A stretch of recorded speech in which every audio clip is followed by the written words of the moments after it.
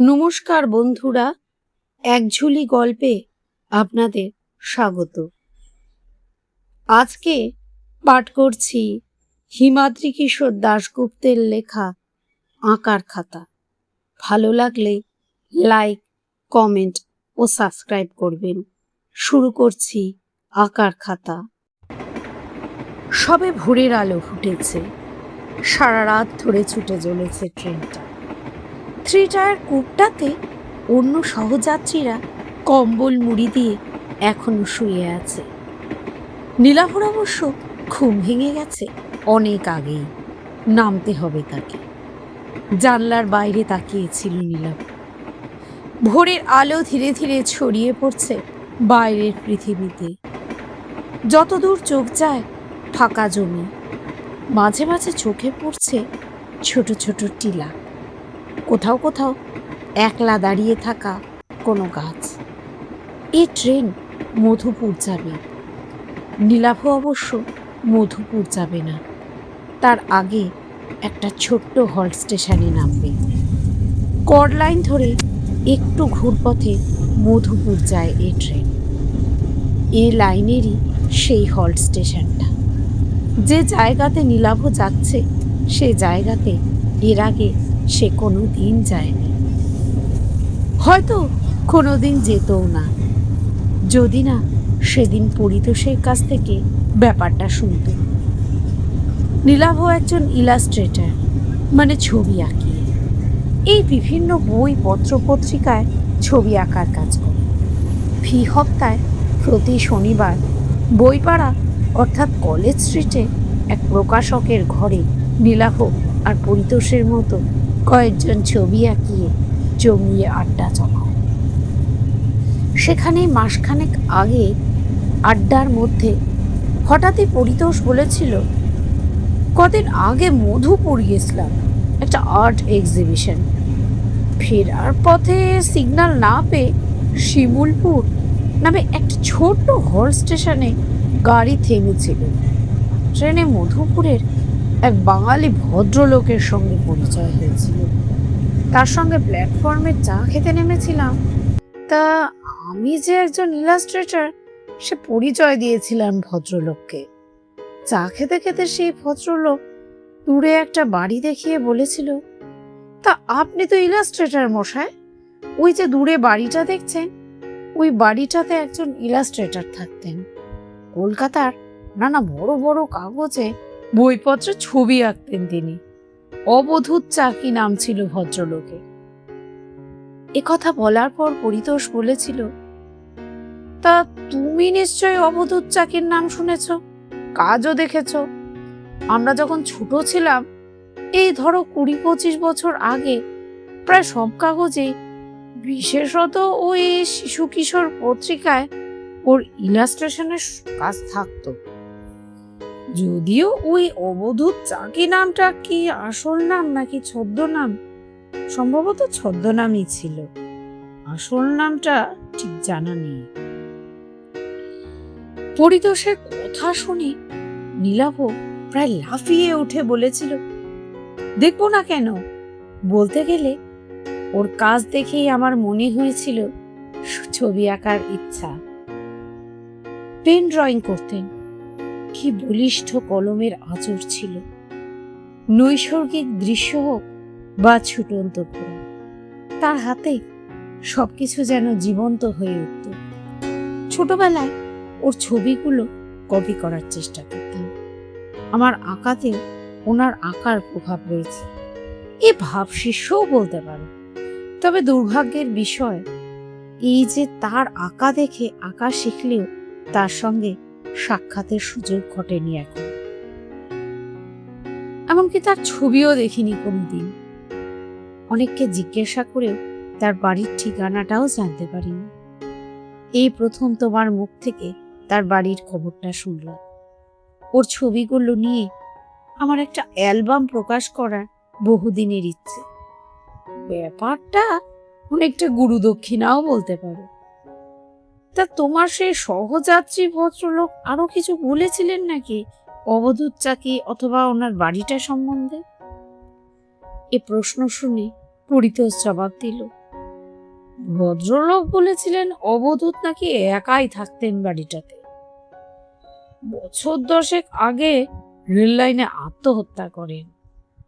বর্তমানে একজন কেয়ারটেকার গোছের লোক থাকে বাড়িটাতে। তা তুমি তো মাঝে মধ্যে একা এদিকে ওদিক বেরিয়ে পড়ো, একবার গিয়ে দেখে আসতে পারো বাড়িটা। ভদ্রলোককে আর একবার দেখার সুযোগ না পেলেও তার কোনো ইলাস্ট্রেশন বা ফটোগ্রাফ পেয়ে যেতে পারো, আর ভবিষ্যতে সেসব জিনিস তোমার কাছে আসতেই পারে। পরিতোষের কাছে কথাগুলো শোনার পর নীলাভ সেদিনই সিদ্ধান্ত নিয়েছিল যে পুজোর সংখ্যায় ইলাস্ট্রেশনের কাজগুলো মিটে যাওয়ার পর সে দেখে আসবে অবধূত চাকির বাড়িটা, যার ফলশ্রুতি তার এই ট্রেন যাত্রা। গতকাল রাতে কলকাতা থেকে নীলাভ উঠে বসেছে মধুপুরগামী ট্রেনে।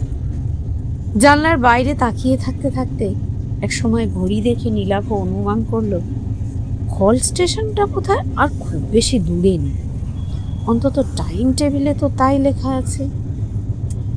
নীলাভর ঠিক উল্টো দিকে লোয়ার বার্থে শুয়ে থাকা একটা লোক চাদরের আড়াল থেকে মুখ বের করে মাথাটা একটু তুলে জানলার দিকে তাকালো। তাই দেখে নীলাভ লোকটাকে প্রশ্ন করলো, তা শিমুলপুর হল্ট আর কত সময় লাগবে ঠিক বলতে পারেন? লোকটা প্রশ্ন শুনলে জানলার বাইরে ভালো করে তাকিয়ে নিয়ে বলল, সামনেই আসছে। ওর আর একটা নাম আছে বুঝলেন, আত্মহত্যা হল্ট। আর আমরা এদিককার লোকেরা এই স্টেশনটাকে এ নামেই ডাকি। নীলাভ বিস্মিতভাবে জানতে চাইল, তার মানে? লোকটা জবাব দিল, স্টেশন তো ফাঁকা, অনেকেই হল স্টেশনটাকে আত্মহত্যার জন্য বেছে নেয়। এমন ঘটনা বেশ কয়েকবার ঘটেছে এখানে, তাই ওই স্টেশনটার নাম হয়ে গেছে আত্মহত্যা হল্ট। কথাগুলো বলে আবার চাদর মুড়ি দিয়ে শুয়ে পড়ল লোকটা। তার কথা শুনে নীলাভর মনে পড়ে গেল পরিতোষের জানানো কথাটা, অবধূত চাকিও নাকি আত্মহত্যা করেছিলেন। কিছুক্ষণের মধ্যেই ট্রেনের গতি কমে গেল। কাঁধে ব্যাগ নিয়ে নীলাভ এগোলো দরজার দিকে। নীলাভ প্ল্যাটফর্মে নেমে পড়ল, আর অন্য কোনো লোক গাড়ি থেকে নামল না। প্ল্যাটফর্মে পা রেখেই স্টেশনের এক প্রান্তে বিরাট এক শিমুল গাছ নীলাভর নজরে পড়ল। হয়তোবা ওই গাছটার জন্যই এই জায়গার নাম শিমুলপুর, মনে মনে তাই ভাবল নীলাভ।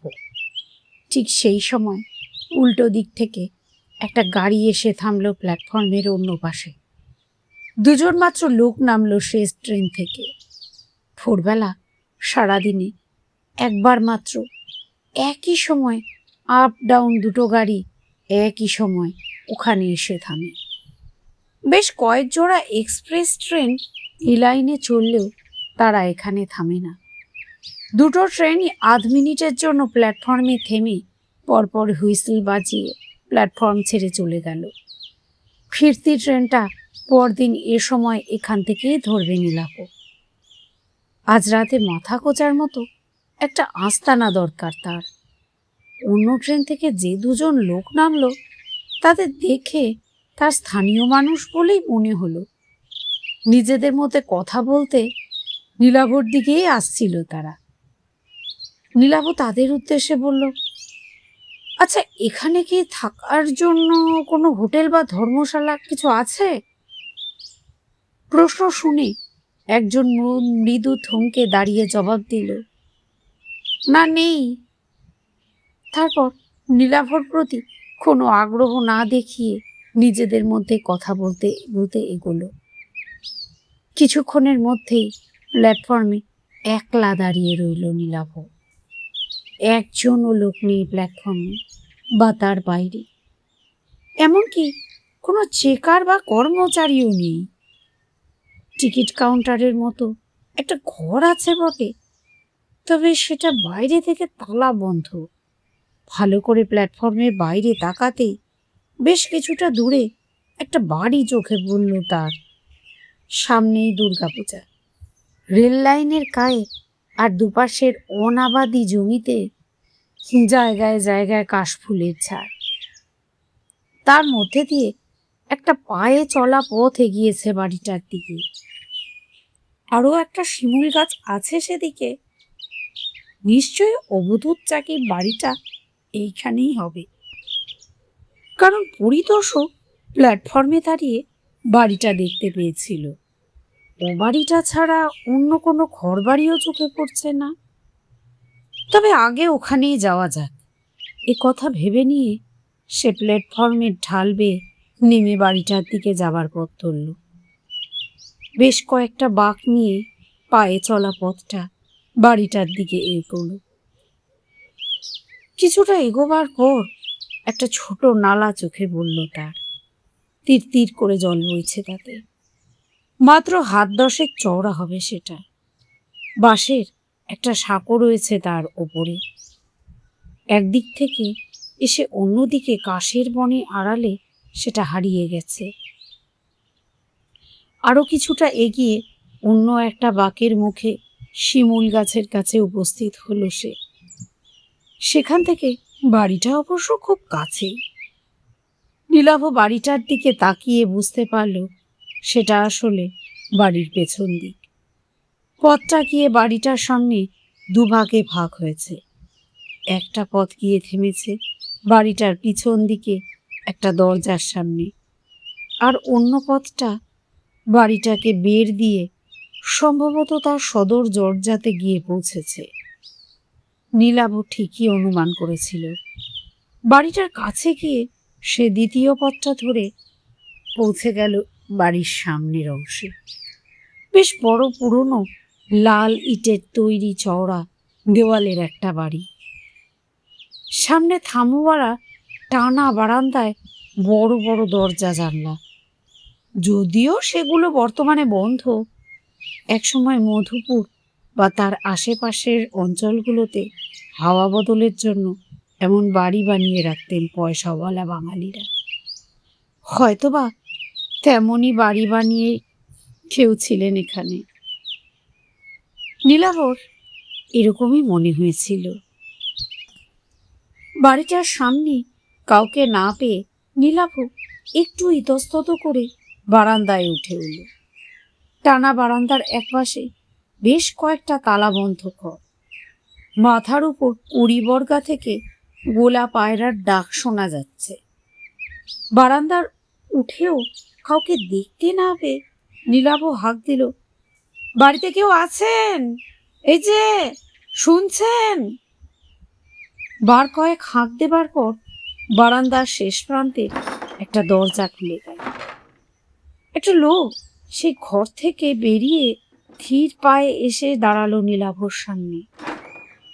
বয়স 50 বছর হবে লোকটার। মাঝারি গড়ন, মাথায় কদম ছাট চুল, পরনে ধুতি আর ফতুয়া, খালি পা। লোকটা সম্ভবত স্থানীয় দেহাতি মানুষ হবে। নীলাভকে দেখে মৃদু বিস্মিতভাবে সে প্রশ্ন করল, কি চাই? প্রশ্নটা সে বাংলাতেই করল। নীলাভ জবাব দিল, আমি কলকাতা থেকে আসছি।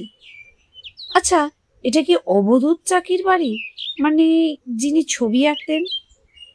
লোকটা উত্তর দিল, হ্যাঁ, এটা তারই বাড়ি, তবে তিনি তো আর নেই।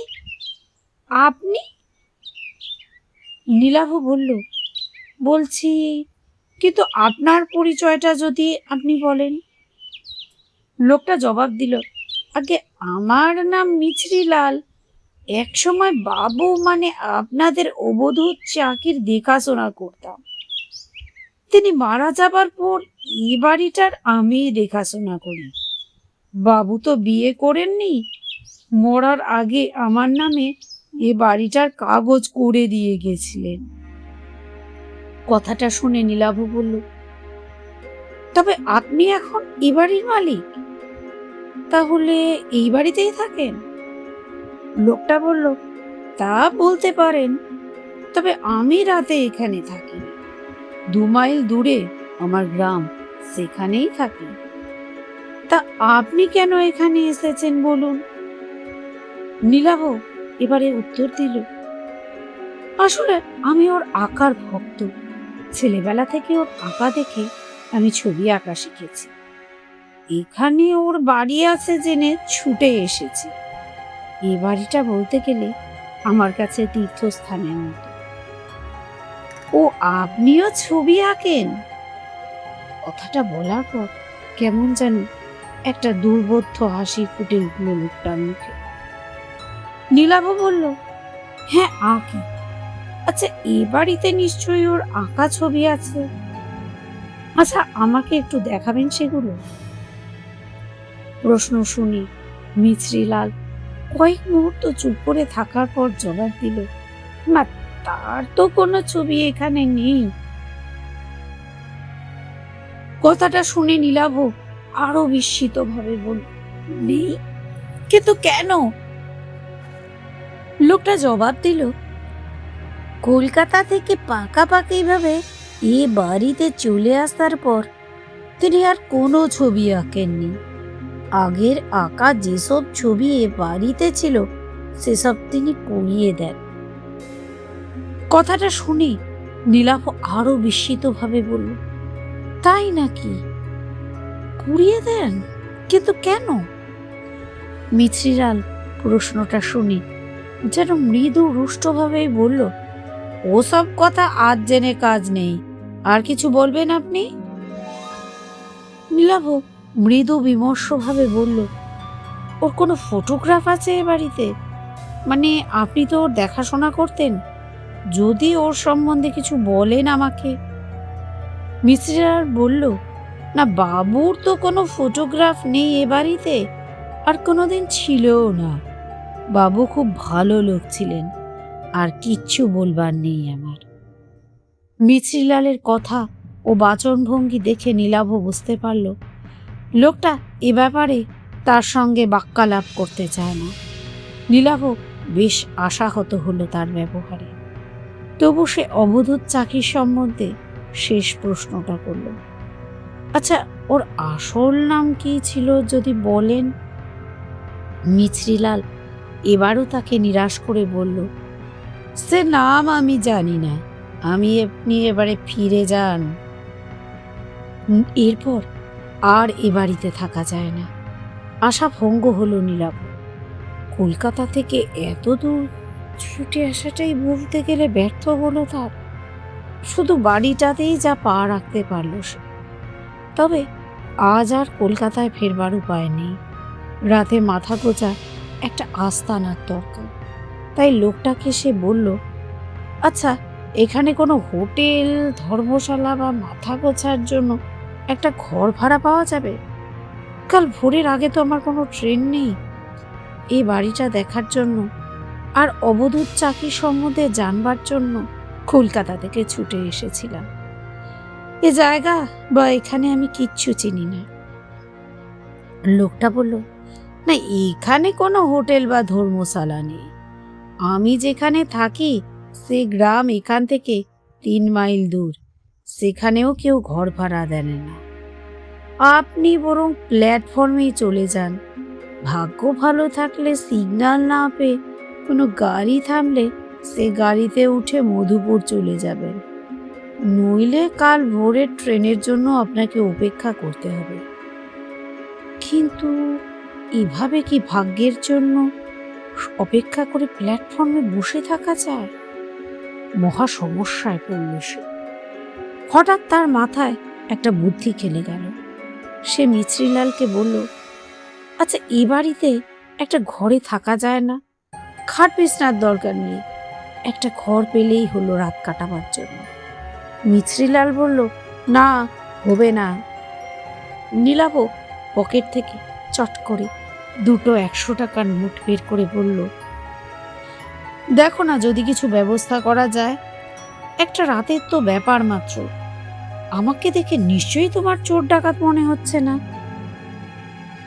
নীলাভর বাড়িয়ে দেওয়া 100 টাকার নোট দুটোর দিকে তাকিয়ে ধীরে ধীরে মিছরিলালের মুখের ভাব যেন নরম হয়ে গেল। সে বলল, না চোর ডাকাত মনে হচ্ছে না। তাছাড়া এ বাড়িতে চুরি ডাকাতি করবার মতো কিছুই নেই। শেষ সময় বাবুর আয় ছিল না, বাড়ির জিনিসপত্র বেচেই তিনি খেতেন। কিন্তু আমি তো বিকেল হলেই ফিরে যাই। আপনি একলা এ বাড়িতে?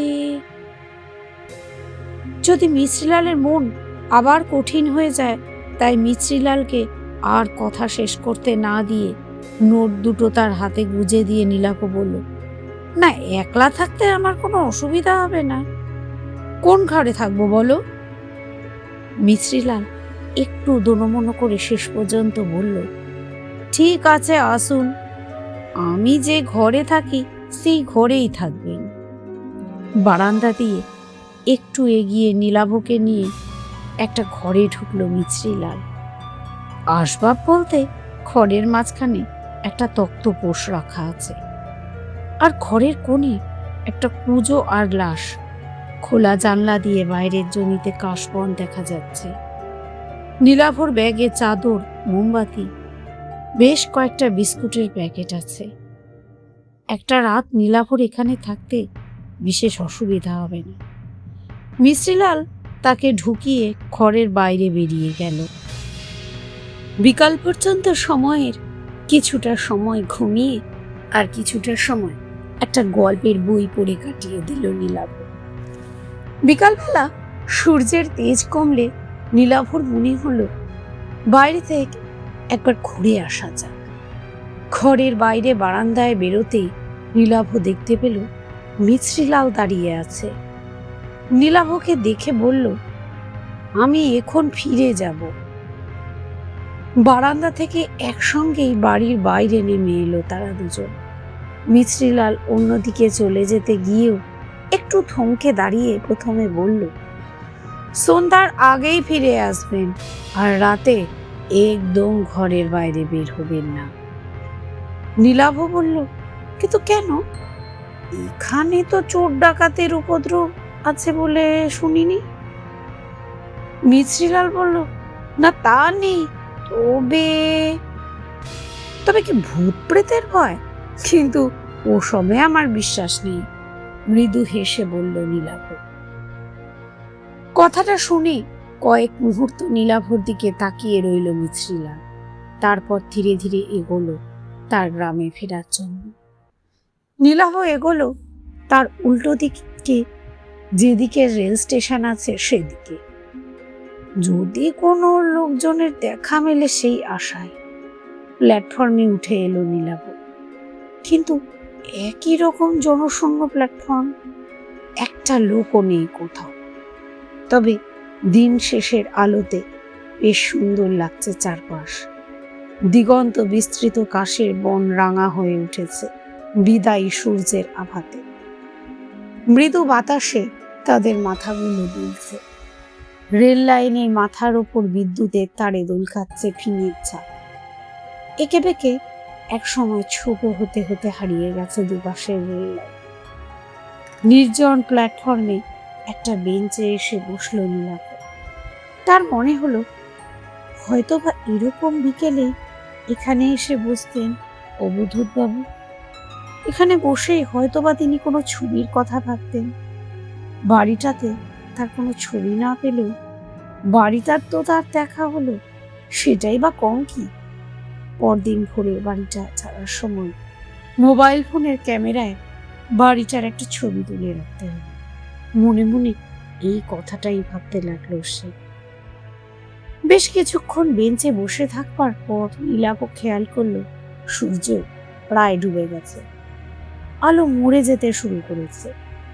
এবার ফিরতে হবে তাকে। বেঞ্চ থেকে উঠে দাঁড়িয়ে ফেরার জন্য পা বাড়াতে যাচ্ছে নীলাভ। ঠিক সেই সময় তার চোখে পড়ল প্ল্যাটফর্মের যেদিকে শিমুল গাছটা আছে সেদিক থেকে প্ল্যাটফর্মে উঠে আসছে একজন লোক। লোকটা এগিয়ে এসে নীলাভর সামনে থমকে দাঁড়ানো। তার পরনে ধুতি পাঞ্জাবি, চোখে কালো ফ্রেমের চশমা, গৌরবর্ণ গোলগাল চেহারা। বয়স মনে হয় 60 পেরিয়ে গেছে। মাথার চুলে পাক ধরেছে। লোকটা প্রথমে হিন্দিতে কথা বলে জানতে চাইল, ট্রেন ধরতে এসেছেন নাকি? এখন তো কোনো ট্রেন নেই। নীলাভ হিন্দিতে জবাব দিল, না, এখানে এক জায়গাতেই আছি, জানি কোনো ট্রেন নেই, বিকালবেলা একটু বেড়াতে এসেছি প্ল্যাটফর্মে। নীলাভর অপটু হিন্দি আর তার মধ্যে বাঙালি টান দেখে সম্ভবত লোকটা বুঝতে পারল নীলাভ বাঙালি। আগন্তুক মৃদু হেসে বলল, বাঙালি মনে হচ্ছে? আরে আমিও তো বাঙালি মশাই। তার কথা শুনে নীলাভ হেসে ফেলল, বলল, হ্যাঁ, আমিও বাঙালি, কলকাতা থেকে আজই এসেছি, আবার কাল ভোরেই ফিরে যাব। লোকটা এবার হাত জোর করে নীলাভকে নমস্কার করে বলল, আগে আমার নাম অনিকেত চট্টোপাধ্যায়, আমি স্থানীয় লোক, এখানেই থাকি। তা আপনি কোথা থেকে এসেছেন এখানে?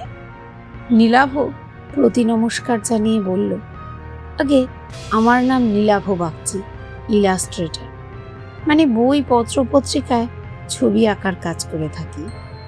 এখানে অবধূত চাকি নামে এক বিখ্যাত শিল্পীর বাড়ি আছে, ও বাড়িটা দেখতে এসেছি, রাতটুকু ওখানেই থাকবো। কথাটা শুনে ভদ্রলোক বললেন, আমি এটাই অনুমান করেছিলাম যে আপনি ওখানেই এসেছেন, অবধূত বাবুর বাড়ি। নীলাভ বলল, আপনার সঙ্গে তার পরিচয় ছিল? ভদ্রলোক হেসে বললেন, হ্যাঁ হ্যাঁ, বিলক্ষণ ছিল। কথাটা শুনে নীলাভ আগ্রহী হয়ে বলল, তার সম্বন্ধে কিছু জানাবেন আমাকে? তাকে কোনোদিন না দেখলেও বলতে গেলে তিনিই আমার শিক্ষাগুরু ছিলেন। পত্রপত্রিকায় তার ছাপা ছবি আঁকা দেখেই বলতে পারেন আমি ছবি আঁকা শিখেছি। অনিকেত বাবু বললেন, কি আর বলবো, বড্ড ভালো মানুষ ছিলেন, খুব ভালো ছবি আঁকতেন, শেষ জীবনে ছবি আঁকা ছেড়ে দিয়েছিল। নীলাভ বললেন, আর কিছু? তার ব্যক্তিগত জীবন সম্পর্কে কোনো তথ্য? লোকটা জবাব দিলেন, শেষ জীবনে উনি অবসাদে ভুগছিলেন, আত্মহত্যা করেন। তবে মৃত মানুষের ব্যক্তিগত জীবন নিয়ে আমি কোনো রকম আলোচনা করি না। নীলাভ বলল, ও আচ্ছা আচ্ছা, জানেন, অনেক আশা নিয়ে এসেছিলাম এখানে, যদি তার কোনো ছবি টবি দেখা যায়, কিন্তু তা দেখতে পেলাম না। শুনলাম ওর আঁকা ছবি উনি নিজেই সব পুড়িয়ে দিয়েছিলেন। অনিকেত বাবু প্রথমে জবাব দিলেন, হ্যাঁ ঠিকই শুনেছেন। তারপর একটু চুপ করে থেকে বললেন, তবে ওর শেষ আঁকার খাতাটা কিন্তু ও বাড়িতেই আছে, কিছু ছবিও আছে তাতে। কথাটা শুনে নীলাভ বিস্মিত ভাবে বলল, তাই নাকি? কিন্তু ও বাড়িতে মিছরিলাল বলে যে লোকটা থাকে, সে কিছু বললো না তো আমাকে? অনিকেত বাবু হেসে বললেন, হ্যাঁ খাতাটা আছে, মিছরিলাল খুব ভালোবাসতো অবধূত বাবুকে, ওই খাতাটাই তার কাছে অবধূত বাবুর শেষ স্মৃতি। খাতাটা পাছে কেউ হাতিয়ে নেয় বা খাতাটার যদি কোনো ক্ষতি হয়, সেজন্য ও খাতাটা কাউকে দেখাতে চায়। কথাটা শুনে নীলাভ আফসোসের স্বরে বলল, ইস, ছবিগুলো যদি একবার দেখা যেত। ভদ্রলোক কয়েক মুহূর্ত স্থির দৃষ্টিতে নীলাভর দিকে তাকিয়ে থেকে বললেন, আপনার ছবির খাতাটা যদি সত্যি আপনি দেখতে চান, তবে সে ব্যবস্থা আমি করে দিতে পারি। নীলাভ বলে উঠল, হ্যাঁ অবশ্যই দেখতে চাই, আপনি ব্যবস্থা করবেন? অনিকেত বাবু বললেন, তার আঁকা ছবি দেখার জন্য যখন আপনি এত দূর ছুটে এসেছেন, তখন আমি সাহায্য করব। ও বাড়ির কোন ঘরে কোথায় খাতাটা রাখা আছে আমি জানি। আপনি বাড়ি ফিরে যান, রাতে আমিও বাড়ি যাচ্ছি, জেগে থাকবেন। কথাটা শুনে নীলাভ বলল, আমি যে কিভাবে আপনাকে ধন্যবাদ জানাবো তা জানি না। ভদ্রলোক হেসে বললেন, আগে ছবিগুলো দেখুন, তারপর ধন্যবাদ দেবেন। এখন আমি আসি, তবে রাতে দেখা হচ্ছে আপনার সাথে। এই বলে ভদ্রলোক অন্যদিকে প্ল্যাটফর্মে হাঁটতে শুরু করলেন। সন্ধ্যা নামতে শুরু করেছে। নীলাভ এরপর প্ল্যাটফর্ম ছিঁড়ে এগোলো বাড়িটাতে ফেরবার জন্য। সে যখন ঘরটাতে ফিরে এলো, ঠিক তখনই বাইরে চুপ করে অন্ধকার নামল। ঘরে ঢুকে মোমবাতি জ্বালিয়ে বসলো নীলাভ। এক সময় বাইরে ধীরে ধীরে অন্ধকার কেটে গিয়ে চাঁদ উঠতে শুরু করলো।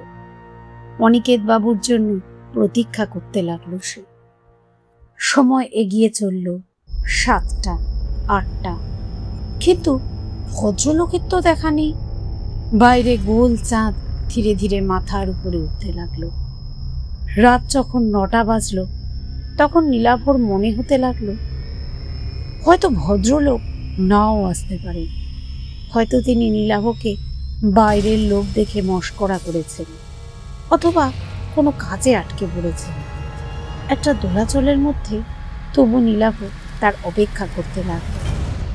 কিন্তু আরো 2 ঘন্টা সময় যখন অতিক্রান্ত হলো, তখন নীলাভ অনুমান করল ভদ্রলোক যখন আর আসছেন না, পরদিন কাক উড়ে তাকে ট্রেন ধরতে হবে। কাজেই কিছু খেয়ে নিয়ে শুয়ে পড়াই ভালো। নীলাভ ধীরে সুস্থে সঙ্গে আনা 1 প্যাকেট বিস্কুট আর মিষ্টি খেল। রাতে ঘুমোবার আগে রোজ মিনিট 5 পায়চারি করবা তার অভ্যাস। ঘরটা বেশ বড়। ঘরের মধ্যেই হাঁটার কাজটা সেরে নিল সে। তারপর যখন সে জল খেয়ে চাদর মুড়ি দিয়ে শুতে যাচ্ছে, ঠিক তখনই দরজাতে টোকা দিবার শব্দ হলো।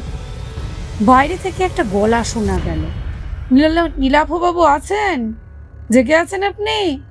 আমি এসেছি। নীলাভ দরজা খুলতেই দেখতে পেল অনিকেত বাবু দাঁড়িয়ে আছে। নীলাভকে দেখে তিনি বললেন, আগে আমার আসতে একটু দেরি হয়ে গেল মশাই, তবে ভালোই হল, বাইরে জ্যোৎস্না ফুটে গেছে, নইলে খাতাটা দেখাবার জন্য অপেক্ষা করতে হতো। তা আপনি তৈরি তো? তবে চলুন সে ঘরে যাই। নীলাভ তার কথার জবাবে হেসে বলল, এত দেরি দেখে আমি ভেবেছিলাম আপনি আজ আর আসছেন না, কোনো কারণে আটকে গেছেন।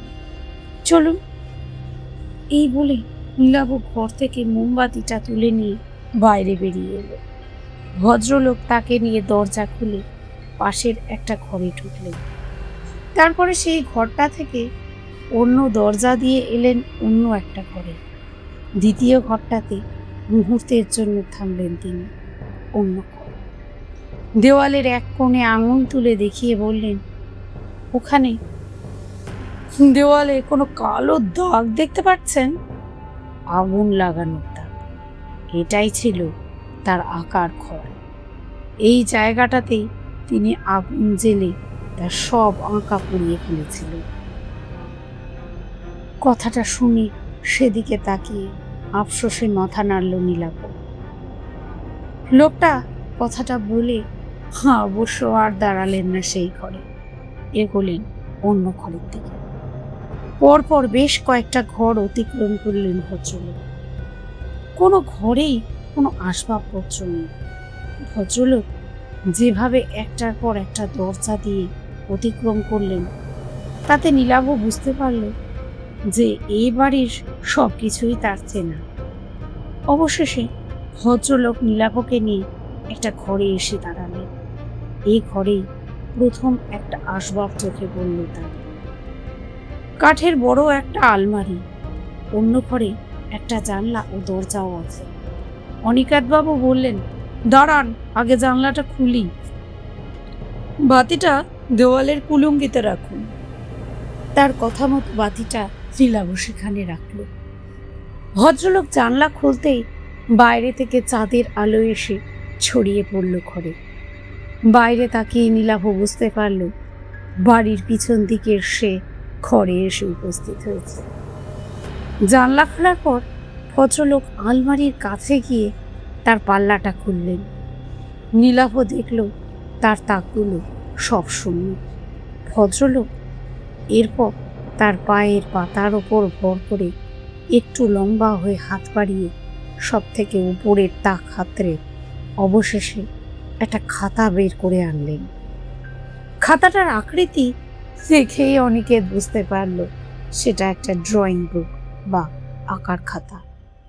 নিশ্চয়ই ওটা অবধূত চাকির আঁকার খাতা। খাতাটার মলাটের উপর থেকে ধুলো ঝেড়ে সেটা নিয়ে জানলার সামনে গিয়ে দাঁড়ালো। নীলাভ তার পাশে গিয়ে দাঁড়ালো। খাতাটা তার হাতে তুলে দেবার আগে ভদ্রলোক বললেন, মোট 5টা ছবি আছে খাতাটাতে, তবে আমি যেভাবে বলবো সেভাবে খাতার পাতা উল্টে ছবিগুলো দেখব, তবে ব্যাপারটা বুঝতে পারবে। প্রথমে ছবিটা একটু দেখুন। খাতাটা হাতে নিয়ে কেমন যেন রোমাঞ্চ অনুভব করলো নীলাভ। অবধূত চাকির নিজের হাতে আঁকা ছবি বলে কথা। খাতার প্রথম পাতাটা খুলল নীলাভ। চাঁদনি রাতে একটা ল্যান্ডস্কেপের ছবি। আরে, এই তো ছবির নিচে এক কোণে অবধূত চাকির নামের আদ্যক্ষর এ আর সি লেখা, যেমন থাকতো অবধূত চাকির আঁকা ছবিগুলোতে। জ্যোৎস্নার আলো, বিদ্ধৌত চরাচর, কাশের বন, তার পাশ দিয়ে এঁকে বেঁকে হারিয়ে যাওয়ার রাস্তা কালির আঁচড়ে জীবন্ত করে তুলেছেন শিল্পী। চাঁদটা এত সুন্দর যেন সে সত্যি খাতার ভিতর থেকে আলো ছড়াচ্ছে। তন্ময়ভাবে খাতার দিকে তাকিয়ে রইল নীলাভ। এমন সময় অনিকেতবাবু বললেন, একবার জানলার বাইরে তাকিয়ে দেখুন তো। নীলাভ তাকালো। তারপর ব্যাপারটা বুঝতে পেরে হতবাক হয়ে গেল বিস্ময়ে। বাইরের দৃশ্যটাই যেন ক্যামেরাতে তোলা ফটোগ্রাফের মতো নিখুঁতভাবে ধরা আছে খাতাটাতে। একই কাশের বন, তার মাঝখান দিয়ে এঁকে বেঁকে চলা রাস্তার প্রতিটা বাঁক, এমনকি এই মুহূর্তে চাঁদের অবস্থানটাও হুবহু একই রকম, যেন এই মুহূর্তে ওখানে দাঁড়িয়ে এই ছবিটা এঁকেছেন শিল্পী। নীলাভ বলল, অবিশ্বাস্য। অনিকেতবাবু বললেন, উপরের ছবিগুলো বোঝার জন্য আমাদের বাইরে যেতে হবে। ঘরের পিছনের দরজাটা খুলে রাস্তায় নামলেন ভদ্রলোক। নীলাভ খাতাটা নিয়ে তাকে অনুসরণ করল। কিছুটা পথ হেঁটে তারা এসে দাঁড়ালো বাড়িটার কাছাকাছি যে শিমুল গাছটা আছে তার ঠিক নিচে। ভদ্রলোকের নির্দেশে দ্বিতীয় পাতাটা খুলল নীলাভ। এবারও তার বিস্ময়ের সীমা রইল না। যেন এখনই আঁকা হলো ছবিটা। যেখানে দাঁড়িয়ে পিছন দিকে বাড়িটা আর একটু এগিয়ে সাঁকোটা যেমন ভাবে দেখা যাচ্ছে, খাতাতেও হুবহু যেন তেমনই আঁকা। এমনকি বাড়ির পিছনের দরজাটা যে খোলা তাও স্পষ্টভাবে ছবিতে বোঝা যাচ্ছে। ভদ্রলোক তাকে কেন বাইরে আনলে এবার তা বুঝতে পারলো অনেকে। শিমুল গাছের তলা ছেড়ে তারা একটু এগোলো সামনের দিকে। তারা এসে এরপর থামল সাঁকোটার উপর। তৃতীয় পাতার ছবির সাথে এ জায়গারও হুবহু মিল। বাড়িটা অনেক দূরে সরে গেছে। রেল লাইনের দিকটা কিছুটা চোখে পড়ছে এবার। অনিকেতবাবু বললেন, চাঁদের অবস্থানটা খেয়াল করুন। আমাদের এগোবার কারণে আমাদের কাছে চাঁদের অবস্থান যেমন বদলাচ্ছে, ছবিতেও তেমনই বদলাচ্ছে চাঁদের অবস্থান। নীলাভ বুঝতে পারল ভদ্রলোকের কথাগুলো 100% সত্যি। কিন্তু এই মুহূর্তে এখানে দাঁড়িয়ে কেউ যদি ছবিটা না এঁকে থাকে, তবে কিভাবে সম্ভব এটা? অনিকেতবাবু মৃদু হাসলেন। ছবির অন্য পাতা দুটো দেখার আকর্ষণে নীলাভ আবার অনুকরণ করল তাকে। নীলাভরা এবার যে জায়গায় এসে দাঁড়ালো সেখান থেকে প্ল্যাটফর্ম আর রেল লাইন স্পষ্ট দেখা যাচ্ছে। অনেক পিছনে দেখা যাচ্ছে ফেলে আসা বাড়িটা। চতুর্থ ছবিটাতে তেমনই আঁকা আছে। যেন সময়ের সাথে সাথে খাতায় পাতায় ছবি এঁকে চলেছে কি। নীলাভর বিস্ময়ের সীমা নেই বুঝতে পেরে অনিকেত বাবু এবার স্পষ্ট হেসে বললেন, এ খাতার শেষ ছবিটাই আসল ছবি। সেটা দেখলে বুঝতে পারবেন ছবি কতটা জীবন্ত হয়ে উঠতে পারে, কত বড় শিল্পী ছিলেন অবধূত। এই বলে তিনি এগোলেন রেল লাইনের দিকে। শেষ ছবিটা দেখার অমুক আকর্ষণে মন্ত্রমুগ্ধের মতো তার পিছনে হাঁটতে লাগলো নীলাভ। রেল লাইনে উঠে এলো তারা। অনিকেত বাবু বেশ কিছুটা দূরে রেল লাইনের গায়ে একটা ইলেকট্রিক পোস্ট দেখিয়ে বললেন, রেল লাইনের মধ্যে দিয়ে হাঁটতে হাঁটতে সোজা ওই পোস্টের সামনে গিয়ে লাইনের মাঝখানে দাঁড়িয়ে খাতাটা খুলবেন। তিনি যে কত বড় শিল্পী ছিলেন তবেই তা বুঝতে পারবেন। আর এই শিল্পীকেই একসময় অন্যের ছবি চুরি করা, কপি করার জন্য অপমান করেছিল একদল। অবধূত চাকি কারুর ছবি কপি করবার প্রয়োজন হতো না।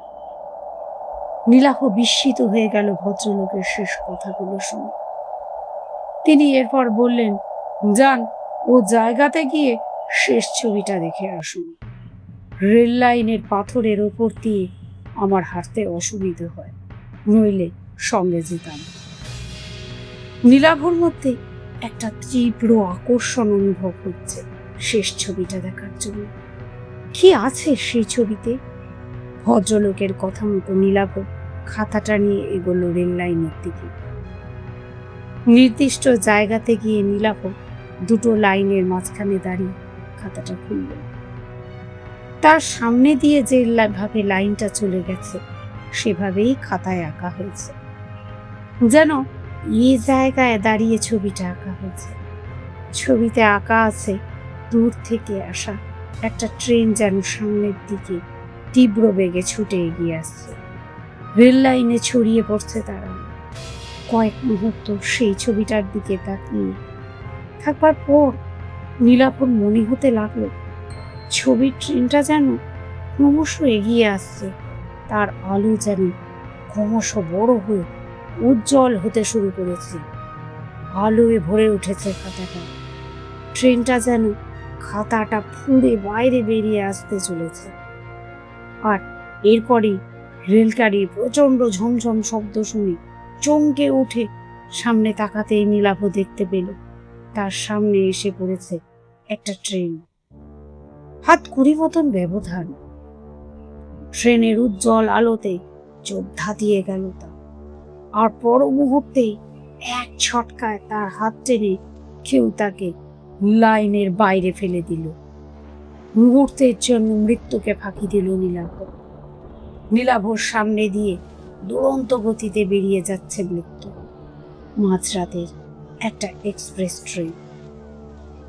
যে হাতটা নীলাভকে মৃত্যুর মুখ থেকে বাঁচালো সেই হাতটাই আবার নীলাভকে ট্রেন টেনে দাঁড় করালো।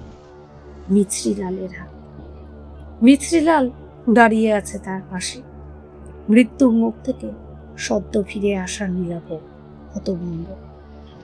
নীলাভদের সামনে দিয়ে ট্রেনটা দ্রুত গতিতে সরে যাবার পর নীলাভ দেখতে পেল লাইনের ঠিক ওপাশে দাঁড়িয়ে আছে অনিকেত বাবু। নীলাভকে জীবন্ত দেখতে পেয়ে তার চোখে মুখে যেন ফুটে উঠেছে বিস্ময় মিশ্রিত ঘৃণার ভাব। রেল লাইনের পাশেই পড়েছিল সেই আঁকার খাতাটা। মিছরিলাল সেটা মাটি থেকে কুড়িয়ে নিতেই রেল লাইনের ওপাশ থেকে ভদ্রলোক বলল, মিছরিলাল, খাতাটা ফেলে দাও, ফেরত দাও, আমায় ফেরত দাও খাতাটা। মিছরিলাল জবাব দিল, না, এ খাতা আর আমি দেব না বাবু। প্রতিশোধ নেওয়া তো অনেক হলো, আর এ কাজ আমি করতে দেব না আপনাকে। অনিকেত বাবু এবার কাতর স্বরে বলে উঠলেন, না, খাতাটা একটি বার আমাকে দাও। তুমি জানো না এই শহুরে ভদ্রলোকগুলো কত অপমান করেছে আমাকে। উল্টো দিক থেকে একটা এক্সপ্রেস ট্রেন ছুটে আসছে। তার আলোতে আলোকিত হয়ে উঠেছে লাইনের দুপাশে দাঁড়ানো নীলাভ, মিছরিলাল আর অনিকেত বাবুকে দেখতে পেয়ে মনে হয় ক্ষণ ক্ষণ হুইসেল বাজাচ্ছে ট্রেনের চালক। অনিকেত বাবুর কথার জবাবে মিছরিলাল বলে উঠল, আমি সব জানি বাবু, তার জন্য দুঃখ কম নয়, কিন্তু আর নয়। এই বলে এক অদ্ভুত কাণ্ড করল মিছরিলাল। দু হাতে আঁকার খাতাটা সে ছিঁড়তে শুরু করল। আর তাই দেখে করুণ আর্তনাদ করে উঠলেন অনিকেত বাবু। তারপর রেল লাইনে উঠে পাগলের মতো ছুটতে শুরু করলেন দানবের মতো ছুটে আসা ট্রেনটার দিকে। ট্রেনটা এসে পড়ল ভদ্রলোকের ওপর। ভয়ঙ্কর দৃশ্যটা না দেখার জন্য শেষ মুহূর্তে চোখ বুজে ফেলেছিল নীলাভ। ভদ্রলোকের শেষ আর্তনাদ যেন একবার শুনতে পেল নীলাভ। তারপর ট্রেন ঝমঝমানি আর হুইসেলের শব্দে ঢাকা পড়ে গেল সবকিছু। ট্রেনটা বেশ দূরে চলে যাবার পর চোখ মেলল নীলাভ। তার পাশে দাঁড়িয়ে মিছরিলাল। তাদের চারিপাশে ছড়িয়ে আছে ছেঁড়া খাতার টুকরোগুলো। নীলাভ ভয় ভয়ে চোখে তাকালো কিছুটা দূরে, যেখানে অনিকেত বাবুর ছিন্ন ভিন্ন দেহটা পড়ে থাকার কথা, সে জায়গাতে। কিন্তু সেখানে লাইন আর তার চারিপাশে কিচ্ছু পড়ে নেই। তার মনের অবস্থা বুঝতে পেরেই সম্ভবত মিছরিলাল বলল, না, ও জায়গাতে কেউ নেই, থাকবার কোথাও নেই। তবে ঠিক ওই জায়গাতেই বাবু একদিন আত্মহত্যা করেছিলেন। নীলাভ বলল, তার মানে? মিছরিলাল বলল, আমার সঙ্গে আপনি একবার বাড়িটাতে ফিরে চলুন, সেখানে গিয়ে সব বলছি আপনাকে। নীলাভর মাথার ভিতরে যেন তালগোল পাকিয়ে যাচ্ছে সবকিছু। মিছরিলালের পিছনে চলতে চলতে সে এগোলো বাড়িটাতে। বাড়ি ফিরে সেই পিছনের ঘরটাতেই বসলো তার। বড় মনটা তখনও জ্বলছে। ঘরটাতে ঢুকে ধাতস্থ হতে হতে বেশ কয়েকটা সময় নিল নীলাভ। মিছরিলাল বাড়ির ভিতরে কোথা থেকে যেন জল এনে খাওয়ালো নীলাভকে। মোমবাতির আলোতে বিষণ্ণ মিছরিলালের মুখ। এক সময় সে বলতে শুরু করলো তার কথা, টুকরো টুকরো কথা, দীর্ঘক্ষণ থেমে। আপনি জানেন তো কত বড় শিল্পী ছিলেন বাবু। তার খ্যাতি ছড়িয়ে পড়েছিল চারিপাশে, কিন্তু সেটাই তার কাজ হল। ঈর্ষান্বিত হয়ে পড়ল একদল শিল্পী। তাদের মধ্যে এমন অনেকে ছিলেন যাদের বাবু ছবি আঁকা শিখিয়েছিলেন, নানা কাজ পাইয়ে দিয়েছিলেন। বাবুর বিরুদ্ধে গোপনে সলা করল তারা। বাবু একবার একটা ছবি এঁকেছিলেন, তারা প্রচার করল সেটা নাকি এক বিখ্যাত শিল্পীর ছবি চুরি করে আঁকা। বাবু সেই শিল্পীর ছবি কোনোদিন চোখে দেখেনি। হয়তো বা কোনো কারণে দুই ছবির ভাবনা ভুলে গিয়েছিল, কিন্তু বাবুর কথা কেউ বিশ্বাস করল না।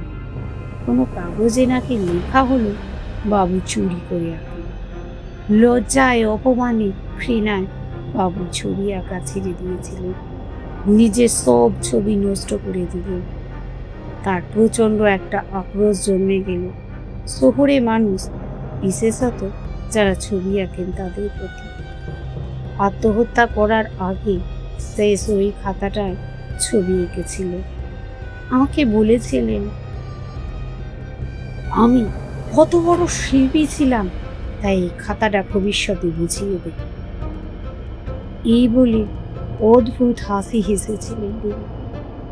শেষ ছবিটা আঁকার পরই তিনি রেল লাইনে আত্মহত্যা করেন। তার কথাটা সেদিন বুঝতে পারিনি, পরে বুঝতে পেরেছিলাম। এই খাতাটাই অনেককে টেনে নিয়ে গেছে মৃত্যুর দিকে। লোকে ভাবে ব্যাপারটা আত্মহত্যা, কিন্তু আসলে ব্যাপারটা তা নয়। আমি গরিব মানুষ, আপনি টাকাটা দেখাতে আমি লোভে পড়ে গেছিলাম, কিন্তু সেদিন মনের মধ্যে একটা ক্রু ডাক দিচ্ছিল, তাই মাঝরাতে আবার বাড়িতে ফিরে এসেছিলাম। দেখলাম আপনি নেই। কি ঘটতে পারে তা অনুমান করি আমি ঘুর পথে গেছিলাম রেল লাইনের ধারে, যেখানে ঘটনাগুলো ঘটে। ভাগ্যিস গিয়েছিলাম সেখানে। নীলাভ বলল, তবে ওই অনিকেত বাবু? মিছরিলাল জবাব দিল, হ্যাঁ, উনি বাবু। নীলাভ একবার খেয়াল করল, অনিকেত চট্টোপাধ্যায় আর অবধূত চাকি তাদের নামের আদ্যক্ষর একই, এ আর সি। সেজন্যই নিশ্চয়ই আদ্যক্ষরে মিল থাকা ছদ্মনাম নিয়েছিলেন তিনি। ছবির নিচে স্বাক্ষর করতেন এ সি লিখে। মিছরিলাল বলল, ঘটনাগুলো ঘটার পর কিন্তু খাতাটা আবার এই আলমারির তাকে ফিরে আসত। কতবার ভেবেছি খাতাটা নষ্ট করে দেব, কিন্তু পারিনি। বাবুর শেষ আঁকা, শেষ স্মৃতি, কিন্তু এবার করলাম। নইলে এ খাতা আর অনেক মানুষকে টেনে নিয়ে যেত রেল লাইনে। প্রতিহিংসা বড় ভয়ঙ্কর, তা চুক্তি মানে না। নীলাভ নিশ্চুপ। মোমবাতিটা এবার শেষ হয়ে এসেছে, নিভে যাবার আগে আলোর শিখাটা পাচ্ছে। সেই আলো এসে পড়ছে মিছরিলালের মুখে, তার চোখে জল। হাতের পাতায় উল্টো দিক দিয়ে চোখের জল মুছে নিয়ে মিছরিলাল বলল, খাতাটা নষ্ট হয়ে গেছে। আমার ধারণা বাবু আর আসবেন না, সব কিছু শেষ হয়ে গিয়েছে। একটু ভোরের আলো ফুটে উঠবে, একটু পরে আপনাকে প্ল্যাটফর্মে ট্রেন ধরার জন্য আমি পৌঁছে দিয়ে আসবো।